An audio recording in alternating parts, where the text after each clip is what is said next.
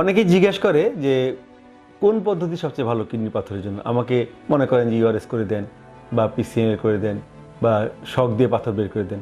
আসলে জিনিসটা কিন্তু এরকম না। জিনিসটা নির্ভর করে পাথরটা কোথায় আছে, পাথরের সংখ্যা কয়টা, পাথরের সাইজ কতটুকু এবং রোগীর শারীরিক অবস্থা কেমন, সব কিছু বিবেচনায় নিয়েই আমাদের কিন্তু চিকিৎসা করতে হয়। এবং বলা হয় যে যদি 10 জন ব্যক্তির পাথর তৈরি হয়, চিকিৎসাটা 10 রকমভাবেই চিন্তা করতে হবে এবং একে বলে ইন্ডিভিজুয়ালাইজ বা কাস্টমাইজ চিকিৎসা। যেমন সাধারণভাবে যদি আমরা দেখি যে যদি খুব ছোট পাথর হয় সেক্ষেত্রে শক দিয়ে হয়তো কাজ হলো, আবার একটু বড় হলে আমাদের ফ্লেক্সিবল ইউআরএস করব। যদি আরও বড় হয় সেক্ষেত্রে পিসিএন লাগতে পারে। আবার এগুলোও নির্ভর করে যে কোথায় পাথর আছে, পাথরের সংখ্যা কয়টা এবং কী অবস্থায় আছে। কাজেই আমরা এক্ষেত্রে অবশ্যই রোগীর পূর্ণ আস্থা রাখতে হবে তার ইউরোলজিস্টের উপর।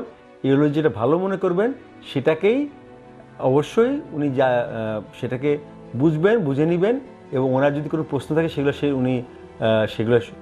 সেগুলো জিজ্ঞাসা করে সমাধান করে তারপরেই উনি সবার সাথে এই বিষয়ে কথা বলবেন। কিন্তু মূল পরামর্শ বা মূল সিদ্ধান্ত কিন্তু রোগীর এবং সার্জন দুজন মিলেই নিতে হবে। কারণ এটা ভ্রান্ত ধারণা মানুষের মধ্যে আছে এবং বিভিন্ন জন বিভিন্ন কথা বললে রোগী বিভ্রান্ত হয়, প্রতারিত হয় এবং ভুল চিকিৎসা বলতে আসলে কোনো শব্দ নেই। ব্যাপারটা হচ্ছে যে অনেক সময় রোগীরাই শিকার হয় যে তারা যেমন যে পাথরটা যে কোথায় গেলে ভালো চিকিৎসা করা যাবে, কোথায় যন্ত্রপাতি আছে, কোন সার্জন বেশি অভিজ্ঞ, এবং এখানে কিন্তু ইউরোলজিস্ট এখন অ্যাভেলেবল আমাদের দেশে। আগে আসলে জেনারেল সার্জনরা এই কাজ করতেন, কিন্তু এখন ইউরোলজিস্ট যেহেতু অ্যাভেলেবল, কাজেই অবশ্যই কিডনির পাথর হলে অবশ্যই একজন অভিজ্ঞ ইউরোলজিস্টের শরণাপন্ন হতে হবে। উনিই সিদ্ধান্ত দিবেন কোনভাবে পাথরটা অপারেশন করে ভালো হবে।